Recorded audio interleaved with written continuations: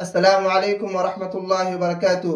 الحمد للہ رب العالمین والصلاة والسلام علی رسولہ الکریم ومن تبعهم بإحسان الى یوم الدین، اما بعد۔ اعوذ باللہ من الشیطان الرجیم، بسم اللہ الرحمن الرحیم۔ سبحان الذي اسرى بعبده لیلا من المسجد الحرام الى المسجد الاقصى الذي باركنا حوله لنريه من آیاتنا انه هو السمیع البصیر۔ سورۃ الاسراء آیت نمبر 1۔ ناظرین کرام، یہ رجب کا مہینہ چل رہا ہے۔ پچھلے درس میں ہم نے رجب کے تعلق سے مسلمانوں کے اندر کچھ خرافاتوں کا ذکر کیا تھا۔ اسی کے تعلق سے مزید آج بھی آپ کے سامنے 27ویں رجب کے خرافات اور اس کے اندر کیے جانے والی بدعتیں کا انشاءاللہ ذکر کروں گا۔ میرے دینی اسلامی بھائیوں اور ماں اور بہنوں، ایک شرک ہے، دوسری بدعت ہے۔ بدعت یہ نئی چیز ہے، اور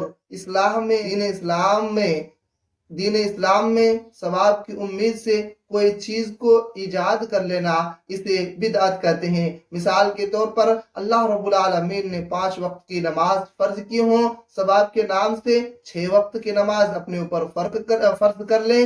اللہ رب العالمین نے فجر کے وقت 2 رکعت فرض کی ہوں اور ہم ثواب کی نیت سے 4 اور 2 سنت 6 رکعت پڑھ لیں، تو یہ کیا ہے؟ یہی بدعت ہے۔ اور ایسے ہی بدعت آج ہمارے سماج میں ثواب کے نام پر پروان چڑھے جا رہے ہیں۔ ان میں سے ایک بدعت 27 رجب کی رات ہے، جس رات کو ہم اعتکاف کرتے ہیں، جس رات کو ہم عبادت کرتے ہیں، جس رات کو ہم نذر و نیاز پیش کرتے، جس رات میں ہم اللہ رب العالمین کا تقرب زیادہ حاصل کرتے۔ جبکہ قرآن و حدیث کے اوراق کی ورگردانی کریں تو پتہ یہ چلتا ہے کہ 27 رجب کی کوئی حقیقت نہ قرآن میں اللہ نے ذکر کیا ہے، نہ نبی اکرم صلی اللہ علیہ وسلم نے احادیث مبارکہ میں ذکر فرمایا ہے، نہ آثار صحابہ سے ثابت ہے، نہ تابعین کرام رحمت اللہ علیہم اجمعین نے اپنایا ہے، نہ تابعین کی سیرت سے پتہ چلتا ہے، بلکہ بعد کے دور میں لوگوں نے ایسی بدعتیں رجب کے نام پر، 27ویں رجب کے نام پر ایجاد کر لیے، اور دلیل یہ پیش کر دی کہ اللہ کے رسول صلی اللہ علیہ وسلم کو 27ویں رجب کو معراج کرایا گیا اور یہ رات بہت اچھی تھی، اسی لیے ہم تقرب حاصل کرنے کے لیے اس رات کو جاگتے ہیں اور صبح روزہ رکھتے ہیں۔ عبدالحق لکھنوی جو ایک دیوبندی عالم ہے، وہ اپنی کتاب میں لکھتے ہیں کہ جو شخص یہ کہے کہ 27ویں رجب کو روزہ رکھنے سے 1000 کا ثواب ملتا ہے، تو یقیناً یہ من گھڑت اور موضوع بات ہے، یہ جھوٹی بات ہے۔ نبی اکرم صلی اللہ علیہ وسلم کی طرف سے وہ جھوٹی بات منسوب کرتا ہے، اور نبی اکرم صلی اللہ علیہ وسلم نے فرمایا من کذب علی متعمدا فقد بوأہ مقعدہ من النار، کہ جو شخص مجھ پر جھوٹی بات کہے جو میں نے نہ کی ہوں، میرے حدیث میں نہ ہوں، میرے صحابہ کرام نے نہ بیان کی ہوں، اور وہ باتیں میری طرف منسوب کر دی گئی ہوں، تو وہ اپنا ٹھکانہ جہنم بنا لے۔ میرے دینی اسلامی بھائیوں، اللہ رب العالمین نے شب قدر کی فضیلت بیان کرتے ہوئے قرآن میں فرمایا، رمضان کی فضیلت بیان کرتے ہوئے قرآن میں فرمایا، جمعے کی فضیلت کے تعلق سے احادیث صحیح ہمیں ثابت ہے، تو رجب کے تعلق سے کہاں حدیث میں ثابت ہے؟ رجب کے تعلق سے کوئی حدیث مرفوع موضوع بالکل موجود ہی نہیں ہے، بلکہ حدیث رجب کے تعلق سے کوئی بھی احادیث صحیحہ مرفوع یا موقوف موجود نہیں ہے، بلکہ لوگوں نے موضوع بنا لیا ہے، من گھڑت بنا لیا اور رسول اکرم صلی اللہ علیہ وسلم کی طرف سے منسوب کر لیا، جبکہ یہ بات غلط اور درست ہے۔ اسی لیے ہمیں 27ویں رجب کی رات کو مخصوص عبادت کرنے سے اور صبح روزہ رکھنے سے احتراز کرنی چاہیے، بچنی چاہیے، کیونکہ یہ بدعت ہے، اور بدعت اللہ رب العالمین کو پسند نہیں ہے۔ ہر خطبہ مسنونہ میں نبی اکرم صلی اللہ علیہ وسلم فرمایا کرتے تھے فَإِنَّ خَيْرَ الْحَدِيثِ كِتَابُ اللَّهِ وَخَيْرَ الْهَدْيِ هَدْيُ مُحَمَّدٍ صَلَّى اللَّهُ عَلَيْهِ وسلم وَشَرَّ الْأُمُورِ مُحْدَثَاتُهَا وَكُلَّ مُحْدَثَةٍ بِدْعَةٍ وَكُلَّ بِدْعَةٍ ضَلَالَةٍ وَكُلَّ ضَلَالَةٍ فِي النَّارِ۔ سب سے بہترین بات تو رب کی بات ہے، سب سے بہترین کتاب تو اللہ کی کتاب ہے، اور سب سے بہترین آئیڈیا، سب سے بہترین نمونہ، سب سے بہترین طریقہ محمد صلی اللہ علیہ وسلم کا طریقہ ہے، اور نئی چیز برائی ہے، اور ہر برائی बिदअत है और हर बिदअत जहन्नम तक ले जाने के लिए काफी है। ये रिवायत मुस्लिम की है। पता ये चला कि दीन मुकम्मल है क्योंकि रब कायनात ने दूसरी जगह अल्लाह रब्बुल आलमीन पर जो आयत करीमा नाजिल की है उससे यही पता चलता है कि दीन मुकम्मल हो चुका है। कुरान हदीस में जितनी बातें हैं हमें उसी पर इक्तफा करनी चाहिए। किसी दूसरे उलमा या किसी दूसरे लोगों की इजाद करदा तरीकों पर हमें नहीं चलना चाहिए। आप जरा उस वाकया को याद कीजिए जब हज्जतुल विदा के मौके पर अरफा के मैदान में अल्लाह रब्बुल आलमीन आयत करीमा नाजिल फरमा रहा था। आयत कौन सी थी? अल-यौमा अकमलतु लकुम दीनकुम व अतममतु अलैकुम निअमती व रज़ीतु लकुमुल इस्लाम दीना। आज मैंने तुम्हारे लिए तुम्हारा दीन इस्लाम को पूरा कर दिया और मैं दीन इस्लाम से राजी हो गया। यानी दीन इस्लाम को अल्लाह ने पूरा कर दिया। जो कुरान में जिक्र है, जो हदीस में जिक्र है, रजब के ताल्लुक से न हदीस में जिक्र है न कुरान में जिक्र है, नजर नियाज के ताल्लुक से न कुरान में जिक्र है न हदीस में जिक्र है, रजब के महीने में 27वीं तारीख को रोजे रखने के ताल्लुक से न कुरान में जिक्र है न हदीस में जिक्र है, रजब की 27वीं रात को इबादत करने के ताल्लुक से न कुरान में जिक्र है न हदीस में जिक्र है, न सहाबा इकराम ने इस पर अमल किया है। तो जरा बताइए हम और आप कौन होते हैं कि नबी अकरम सल्लल्लाहु अलैहि वसल्लम से बढ़कर इबादत में मशगूल हो जाएं? हम और आप कौन होते हैं कि सहाबा इकराम के तरीके से ज्यादा हम अपने तरीकों को इजाद करके हम ज्यादा अल्लाह रब्बुल आलमीन के करीब हो जाएं? वो सहाबा थे जिनके लिए अल्लाह रब्बुल आलमीन ने दुनिया में ही जन्नत की सर्टिफिकेट और बशारत सुना दी थी। वो सहाबा इकराम तो वो थे कि अल्लाह रब्बुल आलमीन ने कलाम मुक़द्दस के अंदर फरमाया फ़इन आमनू बिमिस्लि मा आमनतुम बिही फ़क़द इह्तदौ। अगर तुम उससे से ईमान ले आओ जिस तरह सहाबा इकराम ईमान लाए थे तो तुम यकीनन हिदायत पा जाओगे। बताओ क्या सहाबा इकराम के पास 27वीं रजब की रात नहीं आई थी? क्या 27वीं रात नहीं आई थी? क्या 27वीं का दिन सहाबा इकराम के पास नहीं आए थे? बिल्कुल आए थे। बस कई साल आए लेकिन सहाबा इकराम ने कभी भी 27वीं रात को जागकर इबादत ना की और रजब की 27वें दिन का आज सहाबा इकराम ने रोजा नहीं रखा।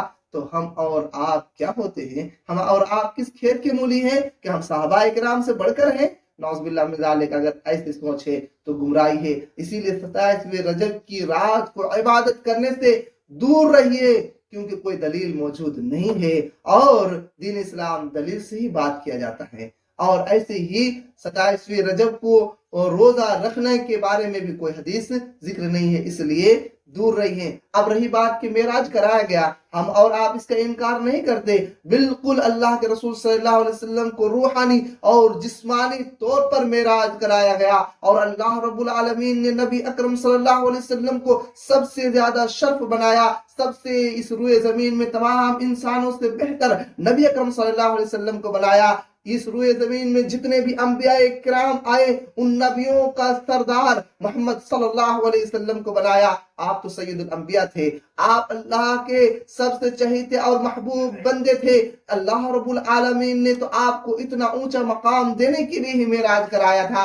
एक जमाना था कि मक्का वाले आप पर जुल्म और ज्यादती कर रहे थे, एक वक्त था जो मक्का वाले आपको सताया करते थे, एक वक्त था कि नबी अकरम सल्लल्लाहु अलैहि वसल्लम अपने घर मक्के में रहते हुए भी अजनबियत अपने आप को महसूस कर रहे थे, अपने अंदर घुटन महसूस कर रहे थे। ऐसे वक्त में अल्लाह रब्बुल आलमीन ने आपको एक बहुत बड़ा एजाज, बहुत बड़ा सरप्राइज और बहुत बड़ा शर्फ देना चाहा तो अल्लाह रब्बुल आलमीन ने अपने पास आपको बुलाया था और 40 और बैतुल मक़दिस में आपको ले जाया गया। आपने वहां सारे नबियों की आपने इमामत कराई और उसके बाद आपको फिर आसमान तक ले जाया गया। सारा सफर वो रात ही रात में तय हो जाता है और इसीलिए अल्लाह रब्बुल आलमीन ने इसका नक्शा कलाम मुक़द्दस के अंदर यूं खींचा है, सुब्हानल्लज़ी अस्रा बिअब्दिही लैलन मिनल मस्जिदिल हराम इलल मस्जिदिल अक़सा अल्लज़ी बारकना हौलहु लिनुरियहु मिन आयातिना